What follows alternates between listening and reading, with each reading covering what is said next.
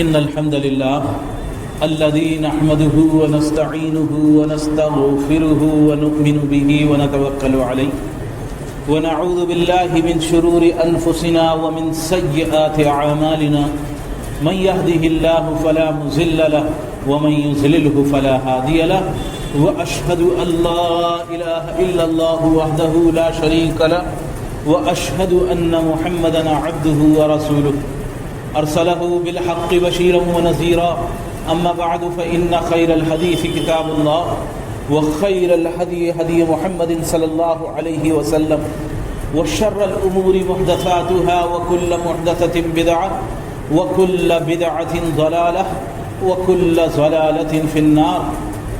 قال الله سبحانه وتعالى في القرآن المجيد والفرقان الحميد: أعوذ بالله العظيم وبوجهه الكريم وسلطانه القديم من الشيطان الرجيم من همزه ونفخه ونفسه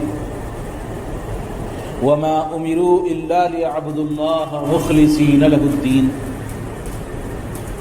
اللہ سبحانہ وتعالیٰ کی حمد و ثنا، اس کی بڑائی، اس کی عظمت، اس کی کبریائی یقینی طور پر جتنی بیان کی جائے وہ کم ہے. بلا شبہ ساری کائنات کا پالنہار، سب کو روزی دینے والا، سب کی مشکلوں کو دور کر دینے والا، ہر ایک کائنات کے ذرات ذرات جس کے ہاتھ میں ہیں، یقینی طور پر وہ اکیلا وحدہ لا شریک لہ اللہ سبحانہ وتعالیٰ ہی ہے.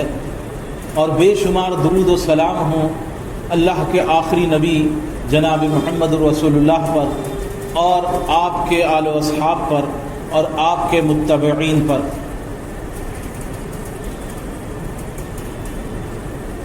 یقینی طور پر اللہ سبحانہ وتعالیٰ نے حکم فرمایا کہ اس دین پر عمل کرتے ہوئے وما امروا الا لیعبدوا اللہ مخلصین لہ الدین، اس چیز کا حکم دیا گیا ہے کہ اللہ کی اطاعت، اس کی فرمانبرداری، اس کی عبادت مخلصین لہ الدین، خالصاً اللہ کے دین کی خاطر انسان مخلص ہو جائے، یکسو ہو جائے. منافع کہا کہ بالکل سب سے کٹ کر ایک اکیلے وحدہ لا شریک لہ کی طرف جڑ جائے، جسے ہم اخلاص کہتے ہیں کہ انسان اندر سے خالص ہو. اخلاص، خالص ہو جانا، ایک دم جسے کہا جائے 24 کیرٹ سونا. 24 کیرٹ سونے کو، جو اصل سونا 24 کیرٹ ہوتا ہے، اسے آپ دانتوں سے بھی موڑ سکتے ہیں، وہ اتنا سافٹ ہوتا ہے جب تک اس کے اندر کسی طرح کی ملاوٹ نہیں ہوتی. تو بہت زیادہ جسے کہا جائے سافٹنس ہوتی ہے اس کے اندر. تو خالص چیز کہ انسان کے اندر کسی طرح کا معاملہ ملاوٹ والا نہ ہو. جو اندر ہے وہی باہر ہے، جو باہر ہے وہی اندر ہے. انسان کا معاملہ ہو ظاہر کچھ کرے اور اندر کچھ معاملہ پنپ رہا. یہی چیز وہ مضمون ہے جو اللہ سبحانہ وتعالیٰ نے بالکل شروع میں، قرآن کے شروع کے اندر جو ہم پڑھتے ہیں، ہماری ترتیب کے اعتبار سے جو دوسری صورت ہے سورہ فاتحہ کے بعد دوسری صورت سورۃ البقرہ، اس کے شروع میں اسی مضمون کو بیان کیا ہے اللہ سبحانہ وتعالیٰ نے. منافقین کے تعلق سے، منافق کون ہیں؟ یہ وہ ہیں ان المنافقین فی الدرک الاسفل من النار، جہنم کے اندر سب سے نچلے طبقے میں یہ لوگ ہوں گے. کافر ہوگا، مشرک ہوگا، اللہ سے غداری کرنے والا ہوگا، اللہ کا انکاری، اللہ کے نافرمان، سب جہنم میں جمع ہوں گے. ان المشرکین والکافرین فی جہنم جمیعا، سب کو جمع کر دیا جائے گا جہنم میں. لیکن منافق کے تعلق سے کیا فرمایا؟ ان المنافقین فی الدرک الاسفل من النار، یہ جہنم کے سب سے نچلے طبقے میں ہوں گے. اور فرمایا ان المنافقین یخادعون اللہ یہ منافقوں کا معاملہ کیا ہے؟ یہ اللہ کو دھوکہ دیتے ہیں، خالص نہ ہونے کی وجہ سے، اخلاص نہ ہونے کی وجہ سے۔ انسان کا اندر کچھ بھر رکھا ہے، باہر کچھ نظر آ رہا ہے، لوگوں میں کچھ، تنہائی میں کچھ۔ ما ان المنافقین یخادعون اللہ، یہ اللہ کو دھوکہ دیتے ہیں، وہو خادعون، اور حقیقتاً اللہ تبارک تعالیٰ ہی انہیں دھوکہ دے رہا ہے، یہ سمجھ رہے ہیں ہم اللہ کو دھوکہ دے رہے ہیں۔ سورہ بقرہ کے شروع میں تو فرمایا کہ ہم تو وَإِذَا خَلَوْا إِلَىٰ شَيَاطِينِهِمْ، جب وہ اپنے شیاطین کے ساتھ تنہائی میں ہوتے ہیں، اپنی برائیوں کے ساتھ، اپنے برے لوگوں کے ساتھ، تو کہتے ہیں قَالُوا إِنَّا مَعَكُمْ إِنَّمَا نَحْنُ مُسْتَهْزِئُونَ، ہم تو تمہارے ساتھ ہیں، ہم تو ان کے ساتھ مذاق کر رہے ہیں، ہمارا اصل تو یہ ہے، ہم جو ظاہر کر رہے ہیں وہ ہمارا اصل نہیں ہے، اصل تو ہم یہ ہیں۔ وَإِذَا خَلَوْا إِلَىٰ شَيَاطِينِهِمْ قَالُوا إِنَّمَا كَانُوا مُسْتَهْزِئُونَ اللَّهُ يَسْتَهْزِئُ بِهِمْ وَيَمُدُّهُمْ فِي طُغْيَانِهِمْ يَعْمَهُونَ۔ وہاں اللہ تبارک تعالیٰ اس طرح، اس انداز سے جواب دے رہا ہے کہ حقیقتاً اللہ تم سے مذاق کر رہا ہے، یہ جو تمہارا معاملہ ہے، تم سمجھ رہے ہو مسلمانوں کو دھوکہ دے رہے ہو، اللہ کو دھوکہ دے رہے ہو، لیکن اللہ سبحانہ و تعالیٰ نے تمہیں دھوکے میں ڈال رکھا ہے، تمہیں نہیں پتہ۔ اس سے بڑا کیا دھوکہ ہوگا کہ تم سمجھ رہے ہو ہم سب کو بیوقوف بنا رہے ہیں۔ ارے کس کو بیوقوف بنا رہے ہیں؟ اللہ سبحانہ و تعالیٰ کو۔ علیم بذات الصدور، تمہارے دل کے اندر اٹھنے والے وسوسے سے بھی واقف اس رب کو بیوقوف بنا رہے ہو۔ تم سمجھتے ہو اس کو ہم جھانسا دے دیں گے؟ جو تمہارے دلوں کے اندر اٹھنے والے وسوسے، خیالات سے بھی واقف ہے، شہرگ سے بھی زیادہ قریب۔ انسان کے دل میں کسی بات کے عمل کرنے کا احساس آتا ہے، ہم کھانا کھا رہا ہے، ہاتھ بڑھایا نوالے کی طرف، اس کے دماغ نے سگنل، اس کے دل میں یہ احساس آیا، دل میں یہ خیال آیا کہ فوراً اس کو جو ہے یہ مجھے یہ چیز کرنی ہے۔ ایک دم سامنے کوئی گاڑی آ گئی، فوراً پلوں کے برابر انسان جو ہے ایک دم پیچھے ہٹتا ہے، اسے کہا جائے پلک جھپکنے کے برابر۔ لیکن اس پلک جھپکنے سے بھی زیادہ تیز انسان کے آگے ہاتھ لے کے جائیں، بچپن میں بچے کھیلتے ہیں، شیر آیا شیر آیا، ڈرو گے تو نہیں ڈرو گے تو نہیں، پل کے جھپکاتے ہیں ایک دوسرے کی، یہ پلک جھپکنا کتنی دیر لگتی ہے؟ کلم ہل بصر، پلکوں کے جھپکنے سے بھی زیادہ قریب، اس سے بھی زیادہ تیز۔ دل میں ابھی خیال آیا ہے، دماغ نے اس کو عمل کرنا ہے، سیکنڈ کے 1000ویں حصے کے حساب سے دل کے اندر خیال آتے ہی اس کا کنیکشن سیدھا دماغ سے، دماغ میں فوراً دماغ نے سگنل بھیجا، دل میں خیال کو، دماغ کو سگنل بھیجا، دماغ نے فوراً جوارے ہاتھ پیروں کو فوراً اس کام میں لگایا، جسم کے اعضاء کو اس کام میں لگایا، سیکنڈ کے 1000ویں 100ویں حصے 1000ویں حصے کے برابر تیزی سے یہ کام ہوتا ہے جسم میں۔ لیکن فرمایا اس سے بھی زیادہ قریب، کام کے ہونے سے پہلے وہ واقف ہے، خیال کے آنے کے بعد وہ واقف ہے، عمل کے ہو جانے سے پہلے وہ واقف ہے۔ کیسے دھوکہ دے دو گے اس کو؟ اللہ یستہزئ بہم، اللہ ان سے مذاق کر رہا ہے۔ یخادعون اللہ، وہ اللہ کو دھوکہ دیتے ہیں، حقیقتاً اللہ انہیں دھوکہ دے رہا ہے۔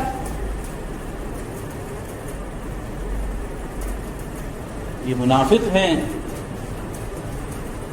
اگرچہ آج کے وقت میں کسی پر یہ حکم نہیں لگ سکتا کہ یہ فلانا شخص منافق ہے، ہم نہیں لگا سکتے ایسا، ظاہر پر حکم دیا گیا ہے، ظاہر پر فتویٰ لگے گا، جو اس کا ظاہر ہے، اندر کچھ بھی معاملہ ہے،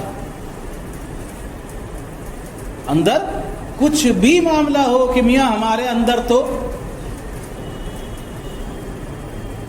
اللہ کے رسول صلی اللہ علیہ وسلم فرمایا کہ اللہ تعالیٰ تمہاری واللہ لا ينظر الى صورکم واللہ لا ينظر الى اجسامکم، وہ تمہارے جسموں کو نہیں دیکھتا، تمہارے صور، تمہارے چہرے جسے کہا جائے اس کو نہیں دیکھتا، ولیکن ينظر الى قلوبکم واعمالکم، وہ تو تمہارے دلوں کو دیکھتا ہے، تمہارے اعمال کو دیکھتا ہے۔ ایک روایت میں ہے خالی قلوب کا ذکر، کہ وہ صرف تمہارے دلوں کو دیکھتا ہے، تمہارا چہرہ نہیں دیکھتا، جسم نہیں دیکھتا کہ میاں بڑے لمبے چوڑے یا بڑے تگڑے ہو، بڑے پہلوان ہو، سکس پیکس تمہارے بنے ہوئے ہیں، یا بڑے خوبصورت ہو، گورے چٹے ہو، یہ نہیں دیکھتا۔ تمہاری کیفیت، ظاہری کیفیت کیسی ہے اس کی طرف نظر نہیں ہے، وہ تو تمہارے اعمال کی طرف نظر ہے، تمہارے چہرے کی طرف نظر نہیں ہے۔ قلوب میں کیا ہے، دل میں کیا ہے، دل کا معاملہ، دل کے اندر کھٹا بٹا معاملہ تو نہیں ہے۔ بہت سے لوگوں نے صرف اس حدیث کے اتنے ٹکڑے پر کہا کہ بھائی دل اصل ہے، دیکھو جی دل اصل ہے، دل ہوتا ہے اصل۔ تمہیں کیا پتا ہمارا دل؟ تمہیں کیا پتا ہمارا دل کا کیا معاملہ ہے؟ دل جو ہے وہ ہمارا اصل ہے، ہمارے دل میں ہے، تو دل میں ہے تو بھائی عمل میں کیوں نہیں ہے؟ دل میں ہے، عمل میں نہیں ہے، کیوں نہیں ہے عمل میں؟ لڑکیاں ہیں پردہ نہیں کر رہی، بے پردہ گھوم رہی ہیں، کہتی ہیں وہ جی پردہ تو دل کا ہوتا ہے، پردہ تو نظر کا ہوتا ہے۔ یقینی طور پر ایک انسان کے اگر دل میں شرم نہیں ہے، اس کی نظر میں حیا نہیں ہے، تو انسان 100 لباسوں کے اندر اس کو ڈھک دو، 100 پردے ڈال لو، کوئی فرق نہیں پڑتا، یقینی طور پر کوئی فرق نہیں پڑتا اگر بے شرم ہے۔ لیکن ایک چیز ہوتی ہے روح اور ایک چیز ہوتی ہے جسم، تو روح اخلاص ہے اور جسم عمل ہے۔ انسان کے اندر اخلاص ہے تو روح ہے، روح نہیں ہے تو بیکار ہے، کتنا ہی بڑا جسم ہو۔ ایک تو چیز روح ہے اور ایک جسم ہے، تو جسم بھی ضروری ہے اور روح بھی ضروری ہے۔ روح کے بنا جسم بیکار، لیکن خالی روح سے کچھ بنتا ہے؟ نہیں بنتا ہے۔ جسم ہی نہیں ہے تو روح کا کیا کام؟ روح سے کوئی مسئلہ حل نہیں ہوتا۔ کہنا جی وہ جی دل میں ہوتا ہے جی پردہ، وہ جی دل سے، ہماری تو دل ہے جی، نماز کیوں نہیں پڑھتے بھائی ہم تو دل سے اللہ کا ذکر کرنے والے ہیں، ہمارا تو دل ہے، دل کا معاملہ تمہیں کیا پتا ہمارے دل میں کیا ہے؟ تو بھائی دل میں کیا ہے ٹھیک ہے، تم دل میں بڑے ہی مخلص ہو، دل میں تمہارے خالصاً اللہ کی محبت بھری ہوئی ہے، لیکن یہ محبت اگر ظاہر نہ ہو تو کس کام کی؟ ظاہری طور پر کچھ بھی ظاہر نہیں ہو رہا، سب پلس مائنس کرنے کے باوجود =0۔ تو اس سے بینیفٹ کیا ہوا، اس سے فائدہ کیا ہوا اس روح کا یہ معاملہ رکھنے سے؟ تو کسی کے اوپر منافق کا حکم آج کے دور میں نہیں لگ سکتا، لیکن انسان کے یہ منافقی صفت، یہ چیز جو ہے، یہ انسان کا معاملہ کل قیامت والے دن کھلے گا۔ بہت سارے منافق ہیں، آپ دیکھیں گے دکانوں میں بیٹھنے والے، کاروباروں کو کرنے والے، میاں السلام علیکم، میاں وعلیکم السلام، میاں یہ ریڑھی پٹری لگانے والے کتنے دکاندار ہیں، قصائی ہیں، مسلمانی علاقے میں بیٹھے ہوئے ہیں، ٹوپی لگا کے بیٹھے تاکہ ظاہر ہو جائے کہ بھائی ہم مسلمان ہیں۔ نماز ایک وقت کی نہیں پڑھتے، لوگوں کو تو ظاہر کر رہے ہو نا۔ یہ ہے کہ نماز تو پڑھو بھائی، خالی لوگوں سے کہہ دینے سے تو مسئلہ حل نہیں ہوگا۔ یہی دل میں ہے ایمان، ارے نماز نہیں پڑھتے تو پھر کہاں ہے کہ مسلمان؟ کلمہ پڑھ رکھا ہے آپ نے، نماز پڑھیے۔ لوگوں کو ظاہر کرنے کے لیے تاکہ دکانداری میری چلتی رہے، اس لیے اپنا ہاتھ نہ رکے کسی طرح۔ گزشتہ جمعے اخلاص کے تعلق سے کچھ احادیث میں نے آپ کے سامنے ذکر کی تھی، جس میں اماں عائشہ صدیقہ رضی اللہ تعالی عنہ کی وہ حدیث جس کے اندر فرمایا گیا کہ لوگوں کا معاملہ آخرت میں ان کے دلوں کے حساب سے ہوگا۔ ایک لشکر جو خانہ کعبہ کو ڈھانے کی نیت سے نکلے گا، اس لشکر کے ساتھ چلنے والے اگلے پچھلے سب کے سب ہلاک کر دیے جائیں گے۔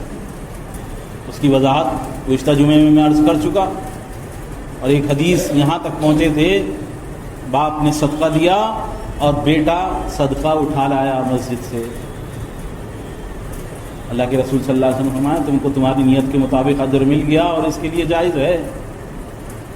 عمومی طور پر یہ چیز ذہن نشین کرنے کی ہے، خصوصی طور پر غور کرنے کی ہے کہ ہمارے صدقات یا ہماری بھلائیاں کہاں سے شروع ہوتی ہیں، کہاں سے نیکی کا کام شروع کرتے ہیں۔ میں نے عرض کیا شروع میں کہ اخلاص حقیقی طور پر دل کا معاملہ ہے، لیکن ایک ظاہری جسم بھی تو ہے۔ رشتہ داریوں کی بے دھیانی، بے توجہ کر کے میری سگی خالہ، میری سگی پھپھی، میرا فلانا بھائی، میری فلانی بہن، میرا فلاں رشتہ دار، وہ سب پریشان ہیں، سب پریشان حال ہیں، پتہ ہے مجھے، لیکن میں کھانا پکواؤں گا اور بانٹنے جاؤں گا کہاں؟ وہاں اتنی دور جاؤں گا اور وہاں جا کے کہ وہاں مسکین ہیں، وہاں جو ہے میں وہاں صدقہ خیرات کروں۔ دین اسلام کیا سکھا رہا ہے؟ دین اسلام یہ سکھا رہا ہے کہ دعا کرو، کہاں سے شروع کرو؟ رب اغفر لی، اے اللہ تو مجھے معاف کر دے، ولی والدیہ، اور میرے والدین کو معاف کر دے، وللمؤمنین یوم یقوم الحساب، اور مومنین کو معاف کر دے قیامت والے دن۔ پہلے اپنی ذات سے شروع کیا، اپنے قربت والوں میں سب سے قریبی ماں باپ کے لیے دعا کی، پھر عام مسلموں کے لیے دعا کی۔ دعا تک کے آداب یہی ہیں۔ پیاسے ہیں میاں وہاں، کہاں؟ اجمیری گیٹ میں لوگ بڑے پیاسے ہیں، لو میاں یہ پانی پلاؤ، یہ گلاس لو اور یہ جگ لے لو، پانی پلانا شروع کرو۔ اجمیری گیٹ جاؤ گے آپ پانی پلانے کے لیے، کہاں سے شروع کرو گے؟ وہاں کے لوگ جو ہیں پیاسے ہیں، تو یہ جگ لے کے وہاں جاؤ گے یا یہاں سے شروع کرو گے کہ بھائی یہاں سے جتنے پیاسے ہیں یہاں سے پانی پلانا شروع کروں؟ کہ میاں یہاں اگر میں نے پیاسوں کو پانی پلایا تو وہاں تک تو نمبر ہی نہیں آئے گا، وہاں تک تو نمبر ہی نہیں آئے گا، مسجد کے باہر جو لوگ بیٹھے ہوئے ان کا تو نمبر ہی نہیں آئے گا، تو میں جگ لے کے وہاں بھاگ جاؤں؟ یہ اسلامی تعلیم نہیں ہے۔ یہاں سے شروع کرو، یہاں سے جہاں سے تم شروع کر رہے ہو، جہاں سے چل رہے ہو، پہلے یہاں کے لوگوں کو تو پانی پلا دو، ایک طرف سے شروع کرو۔ ممکن ہے پلاتے پلاتے وہاں تک اللہ تعالیٰ تمہیں پہنچا دے، لیکن کام کہاں سے شروع کرنا ہے؟ یہیں سے۔ سب سے پہلے نظر کس پر ڈالنی ہے؟ اپنی ذات سے قریبی لوگوں پر۔ کہیں ایسا تو نہیں ہے میرے قرابت داروں میں، میرے قریب قرب جہر کے اندر، جوار کے اندر جو لوگ ہیں، آس پاس کے میرے اڑوس پڑوس میں، میرے رشتہ داروں میں جو لوگ ہیں، ان کے ساتھ کوئی تکلیف کا معاملہ ہو اور میں خدمت خلق کرنے کے لیے کہاں جا رہا ہوں؟ تو یہ چیز بہت غور کرنے کی ہے۔ میں سارے جہاں کا خبر رکھ رہا ہوں تو یہ اخلاص کے خلاف ہے، اخلاص نہیں سکھاتا یہ چیز۔ ایک آدمی جو مخلص ہے، خالصاً اللہ کی رضا حاصل کرنا چاہتا ہے، وہ مخلص شخص وہ اللہ سے ڈرتا ہے، اسے پتا ہے کہ سب سے پہلے قیامت والے دن مجھ سے جو سوال کیا جائے گا وہ میرے قربت والوں کے بارے میں سوال کیا جائے گا۔ سب سے پہلے تم سے تمہاری اولاد کا پوچھا جائے گا، سب سے پہلے تمہارے والدین کا پوچھا جائے گا، سب سے پہلے تمہارے قرابت دار جو ہیں خالہ پھپھی ان لوگوں کا پوچھا جائے گا، ان کے ساتھ کیا معاملہ کیا، ان کے ساتھ کیا بھلائی کری۔ مجھے اپنے بچوں کی ہوش نہیں ہے، مجھے اپنے والدین کی خبر نہیں ہے، میں خدمت خلق کرتا پھر رہا ہوں سارے جہان میں، جھنڈے گاڑ رہا ہوں، میاں بڑے بڑے خدمت والے ہیں، بڑے اللہ والے ہیں، میاں بھاگ بھاگ کے خدمتیں کر رہے ہیں۔ ارے بھائی کاہیں کی خدمت اور اس پر کاہیں کا اجر؟ یہ دین اسلام کی تعلیم نہیں ہے۔ دین اسلام تو تمہیں یہیں سے سکھاتا ہے، اور اس کو سمجھ رہے ہیں کم تر سمجھ رہے ہیں۔ حالانکہ اللہ کے رسول صلی اللہ علیہ وسلم سے جب سوال کیا گیا کہ میں فلانے کے ساتھ، شوہر کے لیے بیوی نہیں ہے صدقہ کرنے کی، بیوی کے لیے شوہر صدقہ ہے کہ وہ صدقہ دے سکتی ہے، زکوٰۃ دے سکتی ہے اپنے شوہر کو۔ عبداللہ ابن مسعود کے بارے میں پوچھا ان کی بیوی نے کہ یا رسول اللہ میں ان کے ساتھ بھلائی کروں؟ آپ نے اجازت دی۔ کسی اور نے، صحابی نے سوال کیا میں فلانے رشتہ دار کے ساتھ ان کے ساتھ بھلائی کروں؟ کہا تمہیں ڈبل اجر ہے اس کے لیے۔ اگر کوئی رشتہ دار قرابت دار اس کے ساتھ معاملہ کرتا ہے تو ڈبل اجر ہے اس کے لیے، ایک تو رشتہ داری کا اجر حسن سلوک کرنے کا، ایک جو صدقے کا اجر ہے وہ مستقل ہے، اور اگر وہ رشتہ دار پڑوس میں ہوں تو پھر تو اس کا اجر اور زیادہ بڑھ جاتا ہے۔ تو ہمیں عام طور پر پاس کا کچھ نظر نہیں آتا، بڑے دور دور کا نظر آتا ہے، یہ اخلاص کے خلاف ہے۔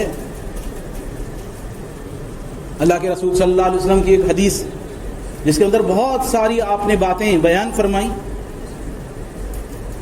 ابو اسحاق سعد بن ابی وقاص رضی اللہ تعالیٰ عنہ، یہ وہ صحابی ہیں جن کو جو عشرہ مبشرہ میں شامل ہیں، وہ 10 صحابہ جن کو عشرہ مبشرہ کہتے ہیں، جن کو دنیا میں ہی جنت کی بشارت دے دی گئی، دنیا میں ہی خبر کر دی گئی کہ بھائی تم جنتی ہو۔ ایسے 10 صحابہ ہیں، ان میں یہ سعد بن ابی وقاص بھی ہیں، بیمار تھے، رسول اللہ صلی اللہ علیہ وسلم ان کی خیریت کے لیے آئے۔ وہ فرماتے ہیں کہ میری بیمار پرسی کے لیے حجۃ الوداع کے موقع پر رسول اللہ صلی اللہ علیہ وسلم کی وفات سے 1 سال قبل جو آپ کا پہلا اور آخری حج تھا، اس کے موقع پر اس سال کے اندر، اسی سال میں جس میں یہ ہوا، رسول اللہ صلی اللہ علیہ وسلم میرے پاس میری خیر خبری کے لیے، میری مجاز پرسی کے لیے میرے پاس آئے۔ میں بیمار تھا، میں اس وقت شدید درد میں تھا، تکلیف کے اندر تھا۔ میں نے آپ سے کہا آپ دیکھ رہے ہیں میرا درد کتنی شدت اختیار کر چکا ہے، میں صاحب مال ہوں، پیسہ ہے میرے پاس، پیسے والا ہوں، صاحب مال ہوں، اور وارثوں میں صرف لے دے کے ایک بیٹی ہے، وراثت میں جس کو ورثہ ملے گا میرے بعد، جو میرے مال کی حقدار ہوگی، وہ صرف ایک ہی بیٹی ہے۔ کیا میں اپنے مال کا 2/3 حصہ 66% صدقہ کر دوں، خیرات کر دوں؟ آپ نے فرمایا نہیں، ایسا نہیں کر سکتے۔ میں نے کہا کہ چلو پھر آدھا کر دوں، 50% دے دوں، وہ صدقہ کر دوں، آدھا میری بیٹی ہے ٹھیک ہے، لیکن میں کچھ خیر کے کام کرنا چاہتا ہوں، آدھا جو ہے صدقہ کر دیتا ہوں۔ کہا نہیں، ایسا بھی نہیں ہے۔ پھر پوچھا یا رسول اللہ کیا تہائی دے دوں، 33% مال میں سے 33% جو ہے وہ صدقہ کر دوں اپنا؟ آپ نے فرمایا تیسرا حصہ دے سکتے ہو، لیکن یہ زیادہ ہے، یہ بھی زیادہ ہے، یہ بھی بہت زیادہ ہے۔ تیسرا حصہ تو دے سکتے ہو، 33% تو دے سکتے ہو، لیکن یہ بھی زیادہ ہے۔ اس لیے یہ کس وجہ سے کہ اپنے وارثوں کو صاحب حیثیت چھوڑ کر جاؤ، یہ اس سے بہتر ہے کہ تم انہیں کنگال کر کے جاؤ۔ سارا مال جو ہے تم صدقہ خیرات کر دو، سب برابر کر دو، سمجھ رہے ہو یہ نیکی ہے، اور وارثوں کے لیے کچھ نہیں چھوڑو؟ وہ لوگوں کے سامنے ہاتھ پھیلاتے پھریں؟ یاد رکھو، تم جو بھی اللہ کی رضا کے لیے خرچ کرو گے اس پر تمہیں اجر ملے گا۔ نیت کیا ہو؟ اللہ کی رضامندی، اللہ کی رضا کی خاطر خرچ کرو گے اس پر تمہیں اجر ملے گا، حتیٰ کہ وہ جو لقمہ تم اپنی بیوی کے منہ میں ڈالو گے اس پر بھی تمہیں اجر ملے گا۔ آدمی سمجھ رہا ہے باہر والوں کو کھلائیں گے تو زیادہ ثواب ہے۔ بھائی یہاں اگر ضرورت مند ہے، یہاں اگر پریشان ہے، اس کی تکلیف اگر دور کرو گے، انسان اپنے جن کی جو قریب والے ہیں اگر ان کے لیے بھی کچھ قرض آئے تو اس پر بھی اجر ہے۔ کل بر صدقہ، ہر نیکی کا کام صدقہ ہے۔ انسان سمجھ رہا ہے کہ صدقہ وہی ہوگا جو میاں جا کے دے گا۔ اللہ یہ کہ وہ صدقہ جو ہے، اگر میں نے پیچھے عرض کر چکا کہ اس طرح تو پھر صدقہ ہی نہ ہو، انسان کچھ نکالے ہی نہیں۔ جو اس کی ذمہ داری ہیں، ان ذمہ داری جیسے والدین ہیں، اولاد ہے، بیوی ہے، یہ سب تو اس کی ذمہ داری۔ تو ان کے علاوہ اللہ کی راہ میں خرچ کرنا اس کی ترغیب دی گئی ہے۔ اس کا یہ مطلب نہیں ہے کہ اس کے علاوہ خرچ ہی نہیں کرنا، جو بھی ہے سب بھائی ہاں بھائی صدقہ ہے، بیوی کو کھلا رہے ہیں صدقہ ہے تو لے جاؤ، کچھ نہیں خرچ کرنا، سب بیوی کو ہی کھلا دو، سب بچوں کو ہی کھلا دو، ہم ہی کھا لیں، ہم ہی پی لیں سب کچھ، کسی کا کوئی خرچہ ورچہ نہیں کرنا، بھائی سب صدقہ ہے۔ ایسا نہیں ہے، اس کا یہ مطلب یہ نہیں ہوتا۔ مطلب یہ کہ تمہاری نیت کیا ہے؟ تمہاری نیت ہے نیکی کرنے کی، صدقہ کرنے کی، تو اس بات کو سمجھو کہ بیوی کے منہ میں جو ڈالو گے وہ بھی صدقہ ہے، اس پر بھی تمہیں ثواب ملے گا۔ میں نے کہا یا رسول اللہ کیا میں اپنے ساتھیوں کے بعد پیچھے چھوڑ دیا جاؤں گا؟ یعنی میرے ساتھی مجھ سے پہلے فوت ہو جائیں گے، دنیا میں اکیلا رہ جاؤں گا؟ آپ نے فرمایا اگر ایسا ہوا تو بھی کیا، یہ تمہارے حق میں اچھا ہے۔ انسان کی لمبی عمر ہے، اگر نیکیوں کی عمر ہے، بھلائیوں کی عمر ہے تو یہ تو اچھی بات ہے۔ انسان کو اللہ نے جتنی لمبی زندگی دی ہے، اور اگر وہ زندگی نیکیوں میں خرچ ہو رہی ہے، بھلائیوں میں خرچ ہو رہی ہے، تو صرف ایک نماز کی وجہ سے اس کے درجات بلند کر دیے جاتے ہیں۔ جس نے صحابہ کے دور میں گزرا یہ واقعہ کہ ایک شخص نے صرف ایک نماز ہی زیادہ پڑھی تھی، یا ایک رمضان کے روزے ہی زیادہ رکھے تھے، یا کچھ وقت کی نماز ہی زیادہ پڑھی تھی، تو وہ جنت میں پہلے داخل کر دیا گیا۔ تو اگر عمر نیکیوں کی ہے تو یہ تو اچھا ہے، کوئی تمہیں کیا نقصان ہے؟ اس لیے کہ ساتھیوں کی وفات کے بعد جب بھی تم ان کے پیچھے رہ جاؤ گے تو جو بھی اللہ کی رضا کی خاطر اخلاص کے لیے ساتھ جو بھی عمل کرو گے، جو کچھ بھی کرو گے، اس سے تمہارے درجے ہی اس بلند ہوں گے، تمہارے درجوں کی زیادتی ہوگی، تمہاری جو ہے اللہ سبحانہ تعالیٰ کا مقام مرتبہ بڑھے گا ہی اس سے۔ نہیں شاید تمہیں مزید زندگی گزارنے کا موقع دیا جائے، حتیٰ کہ کچھ لوگ اہل ایمان تم سے فائدہ اٹھائیں اور کچھ دوسرے لوگ یعنی کفار تم سے نقصان پائیں، تم ان کے لیے نقصان کا ذریعہ بن جاؤ۔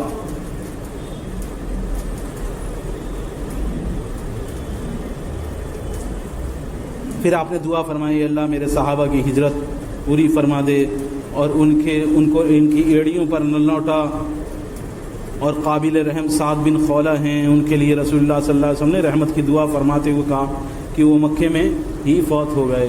یعنی ہجرت کرنے والا، برائی کو چھوڑ دینے والا برائی کی جگہ مر جائے، یہ انسان کے لیے اچھا نہیں ہے۔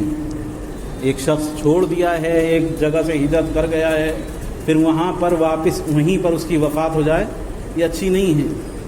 یہ سعد بن ابی وقاص یہ بہت ڈرا کرتے تھے اس بات سے کہ میری کہیں انتقال نہ ہو جائے، مکے کے اندر ہی، مکے میں آئے ہیں کسی کام سے یا کسی عذر کی وجہ سے، اور یہاں پر انتقال ہو گیا تو میرا جو میں نے ہجرت کی تھی وہ پوری نہیں ہوئی، اس کا ثواب پورا نہیں ملے گا۔ دوسرے صحابی حضرت سعد بن خولہ، وہ ان کی وفات مکے میں ہی ہو گئی، تو ان کے لیے دعا کریے اللہ کے رسول صلی اللہ علیہ وسلم۔ تو یہ چیز قابل غور ہے، قابل دھیان کرنے کی ہے کہ حقیقتاً اخلاص ہے کیا۔ ابو بکرہ نفی بن حارث وہ روایت کرتے ہیں کہ نبی کریم صلی اللہ علیہ وسلم نے فرمایا جب دو مسلمان اپنی اپنی تلواریں سود کر ایک دوسرے کو مارنے کی نیت سے ملیں، میں اس کو قتل کروں گا آج تو اس نیت کے ساتھ کہ آج تو مار ڈالنا ہے۔ مسلمانوں کے جھگڑے زندگی کے ہر شعبے کے اندر رہنمائی ہے دین اسلام میں، ملنے جلنے، اٹھنے بیٹھنے، کھانے پینے، ہنسنے بولنے، رہنے سہنے، ہر چیز کی طرف رہنمائی کر دی گئی، یہاں تک کہ لڑائی جھگڑے کے تعلق سے بھی دین اسلام بالکل واضح کلیئر ایک دم چیزیں واضح بیان فرما رہا ہے۔ اللہ کے رسول صلی اللہ علیہ وسلم آپ بیان فرما رہے ہیں کہ ایک دوسرے کو مارنے کی نیت سے ہتھیار نکال کے لائے دو مسلمان کہ اس کو ماریں گے، اس کو آج قتل کر دوں گا میں، اور ایک دوسرے کے ایک دوسرے کے مقابلے میں صف آرا ہوئے، صفیں بنا لی، لڑ رہے ہیں، جنگ لڑ رہے ہیں، تو یہ قاتل اور مقتول دونوں جہنم میں جائیں گے۔ قتل کر جس کا قتل ہوا ہے وہ بھی جہنم میں جائے گا، جس نے قتل کیا ہے وہ بھی جہنم میں جائے گا۔ صحابہ کو بڑی حیرانی ہوئی، پوچھا یا رسول اللہ قاتل کا جہنم میں جانا تو سمجھ میں آتا ہے کہ اس نے قتل کر دیا مسلمان کا، لیکن جو مرا ہے وہ کیوں جہنم میں جائے گا؟ اس کا جہنم میں جانے کا کیا مطلب؟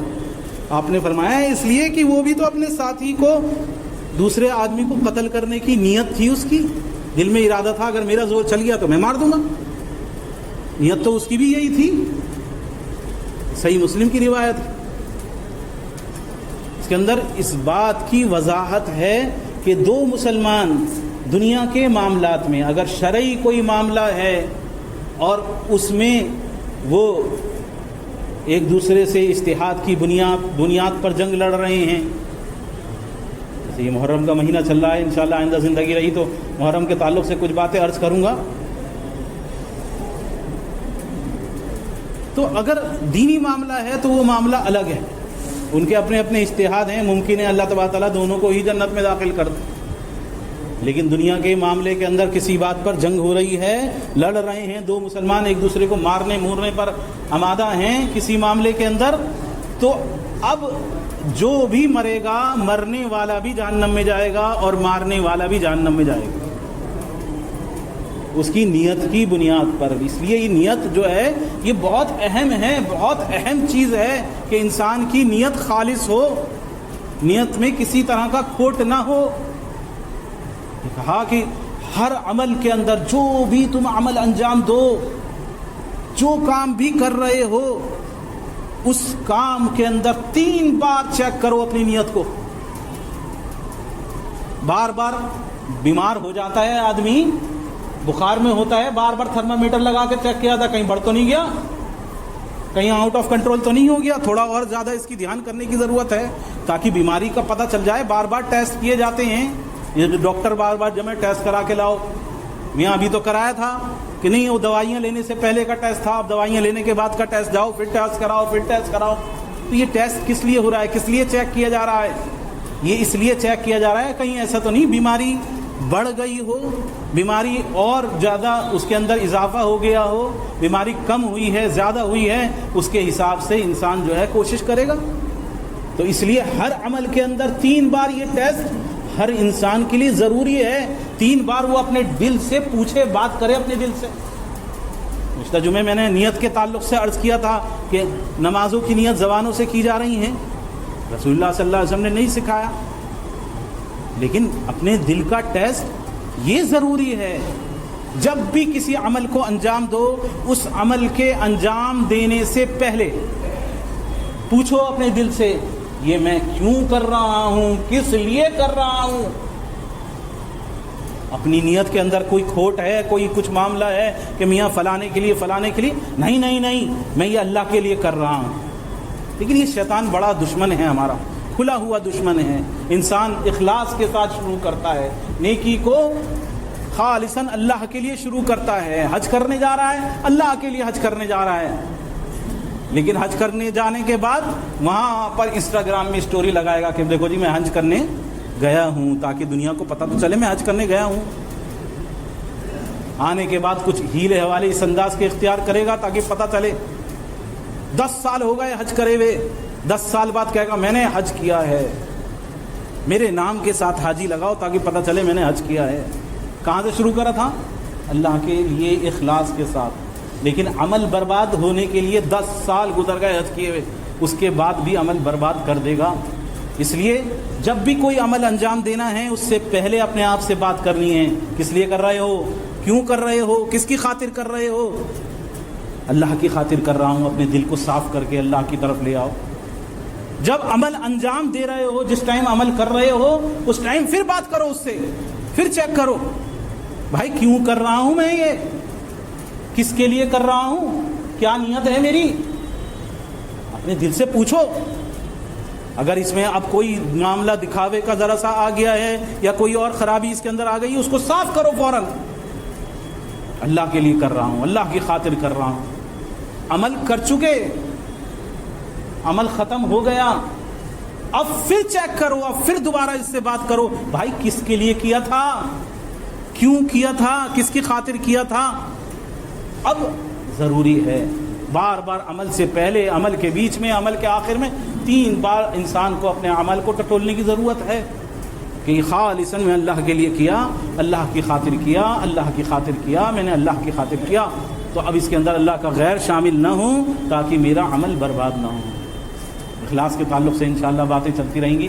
اللہ سبحانہ و تعالیٰ سے دعا ہے کہ اللہ سبحانہ و تعالیٰ ہمارے دلوں میں کما حقہ جیسے اخلاص ہونا چاہیے, خالصاً جیسے ہمیں مخلص ہونا چاہیے العالمین, وہ اخلاص ہمیں مرحمت فرما. ہم عمومی طور پر سمجھتے ہیں کہ ہم اپنے گھر والوں کے لیے کر رہے ہیں تو اس پر کوئی اجر نہیں ہے, باہر والوں کے لیے کریں گے تو اس پر اجر ہے. یہی چیز بہت ساری عورتوں کے بیچاریوں کے ذہن میں چڑھ جاتا ہے, میں کھانا ہی پکاتی رہوں گی, میں کھانا ہی پکاتی رہوں گی, میں گھر کی صفائی بس یہی چیز کرنے کے لیے رہ گئی. جبکہ رسول اللہ صلی اللہ علیہ وسلم نے, آپ نے تو اتنی بڑی فضیلت بیان کری کہ مردوں کے لیے یہ ریسٹرکشن ہیں, یہ اتنا کرنا پڑے گا, عورتوں کے لیے صرف اتنا کہ وہ اپنے خاوند کی, اپنے شوہر کی, اپنے شادی سے پہلے والدین کی, شادی کے بعد خاوند کی فرما برداری کریں, ان کی اطاعت گزاری کریں اور اپنے فرائض کی پابندی کریں, اور جنت کے جس دروازے سے چاہیں اس دروازے سے جنت میں انٹر ہو جائیں. روزے والے دروازے سے, زکوٰۃ نیکیوں کا کوئی سا دروازہ ہے, الگ الگ جنت میں اعمال کے اعتبار سے الگ الگ دروازے ہیں. ہر دروازے سے انٹری ان کے لیے ہے. کون؟ جو اپنے تمام اعمال کو انجام دے رہے ہیں. اسی لیے میں خصوصی طور پر کہتا ہوں بھائی اپنے گھر کی عورتوں کو خصوصی طور پر دین کی طرف راغب کرو, کچھ تو ان کے ذہن میں کان میں پڑے. اسی لیے یہاں پہ انتظام ہے مسجد کے اندر عورتوں کا, مستورات کا. اپنے گھر کی عورتوں کو بھیجا کرو, ترغیب کرو, ان کو دلاؤ. ان کو دنیا سنتے سنتے واٹس ایپ اور موبائل کے اندر لگے اور دنیا کے اندر لگے اتنی غفلت پڑتی چلی جاتی ہے کہ دین سے دور اور دور. مرد تو پھر بھی سن لیتا ہے, کہیں مسجد میں کان میں سن گئی اللہ کی آواز سن لی, عورتوں کی کہاں پڑتی ہے. تو اسی لیے وہ وجہ ہے کہ عورتوں کے اندر اتنا انتشار آ رہا ہے آج دین کے, بالکل دین کی پتہ ہی نہیں ہے. کیوں یہ مرتد ہو رہی ہیں, لاکھوں کے حساب سے, ہزاروں کے حساب سے مرتد ہو رہے ہیں مسلمان عورتیں غیر مسلموں سے. کیوں ہو رہی, کیوں پتہ ہی نہیں ہے, ہمیں بتایا نہیں ہم نے عورتوں کو کہ ان کے لیے کیا آخرت ہے, کیا دنیا ہے, کیا آخرت میں جو ثواب ہے.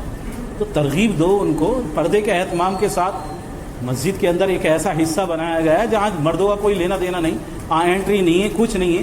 گھر کی عورتوں کو اگر وہ ہم جمعے کے اندر جو رسول اللہ صلی اللہ علیہ وسلم نے تعلیم فرمائی ہے کہ جمعے کا خطبہ ایسا ہے کہ دلوں کی ہفتے بھر کی صفائی پوری ہو جاتی ہے.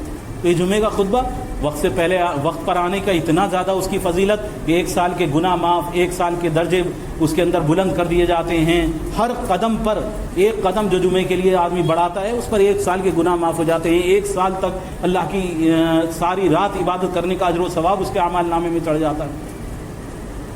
تو اتنا اجر و ثواب یہ سب کس لیے کہ انسان کی دل کی صفائی ہو جائے. اس لیے جمعے کے اذان سے پہلے خطبے کے اندر شامل ہونا, چاہے اردو کا خطبہ ہو چاہے عربی کا ہو, عربی اور اردو دونوں شامل ہیں. مطلب یہی ہے خطبے کا خطاب, تاکہ لوگوں کے پلے پڑ جائے. یہ نہیں کہ ہم نے کچھ بول دیا اور کسی کے کچھ سمجھ میں نہیں آیا, نہ ان کا کچھ بھلا ہوا نہ ہمارا کچھ بھلا ہوا. اسی لیے یہ سب چیزیں ہیں. حمد و ثنا ہیں خطبے کے اندر, رسول اللہ صلی اللہ علیہ وسلم پر درود ہے, اور لوگوں کو سمجھانا ہے. یہ سب چیزیں 3 چیزیں خطبے میں ضروری ہیں. اللہ سبحانہ وتعالیٰ سے دعا ہے کہ اللہ سبحانہ وتعالیٰ ہمیں کما حقہ جیسے دین اسلام پر چلنا چاہیے العالمین ویسے دین اسلام پر چلنے والوں میں العالمین تو ہمیں شامل فرما لے، العالمین تمہاری تمام لرزشوں کوتاہیوں کو درگزر فرما دے، اے رب العالمین ہمارے تمام اعمال کو خالصاً اے رب العالمین اے اللہ ہم اپنے لیے کر کے العالمین اے اللہ کسی طرح کے وساوس ہمارے دلوں میں آ جاتے ہیں اے اللہ ان کو معاف فرما کر خالصاً اے اللہ تمام اعمال کو تیری خاطر اے اللہ اس کو کر کے خالص کر کے العالمین تو قبول فرما لے، ان کو ہماری آخرت کا نجات کا ذریعہ بنا دے اے اللہ، دنیا اور آخرت دونوں جہانوں کی تمام پریشانیوں کو دور فرما دے، تمام بیماروں کو اللہ تو شفاء عاجلہ کاملہ دائمہ عطا فرما، تمام خیر و بھلائی کے فیصلے ہمارے حق میں فرما، تمام شرور سے ہماری حفاظت فرما، ہم سب کا خاتمہ العالمین ایمان پر فرما اور جنت الفردوس میں العالمین داخلہ نصیب فرما دے اے اللہ۔ جن لوگوں نے دعاؤں کے لیے کہا ہے، کہنا چاہتے تھے کہہ نہیں سکے یا ان کا ہم پر کسی طرح کا کوئی حق ہے اے اللہ، ان کی اور ہماری تمام جائز حاجات کو العالمین تو اپنے فضل و کرم سے العالمین اپنے ہدایت کے ساتھ العالمین ان کو پورا فرما دے، آمین یا رب العالمین۔ اللہم صلی علی محمد وعلی آل محمد کما صلیت علی ابراہیم وعلی آل ابراہیم انک حمید مجید، اللہم بارک علی محمد وعلی آل محمد کما بارکت علی ابراہیم وعلی آل ابراہیم انک حمید مجید، اللہم اغفر للمؤمنین والمؤمنات والمسلمین والمسلمات الاحیاء منهم والاموات انک انت السمیع قریب مجیب الدعوات، اللہم اغفر لنا ما قدمنا وما اخرنا وما اسررنا وما اعلنا وما انت اعلم به منا، انت المقدم وانت المؤخر وانت على كل شيء قدير، اللهم اغفر لي خطيئتي عمدي وجهلي وهزلي وكل ذلك عندي، اللهم اغفر لنا ولوالدينا ولوالد والدينا ولاخواننا ولاخوتنا ولاساتذتنا ولمشايخنا ولمن له حق علينا ولمن اوصانا بالدعاء، اللهم انصر من نصر دين محمد صلى الله عليه وسلم واجعلنا منهم، واخذل من خذل دين محمد صلى الله عليه وسلم ولا تجعلنا منهم، عباد الله رحمتكم الله ان الله يأمر بالعدل والإحسان وإيتاء ذي القربى وينهى عن الفحشاء والمنكر والبغي يعظكم لعلكم تذكرون، اذكروا الله يذكركم وادعوه يستجب لكم ولذكر الله تعالى أعلى وأولى وأعز وأجل وأتم وأهم وأكبر والله يعلم ما تصنعون۔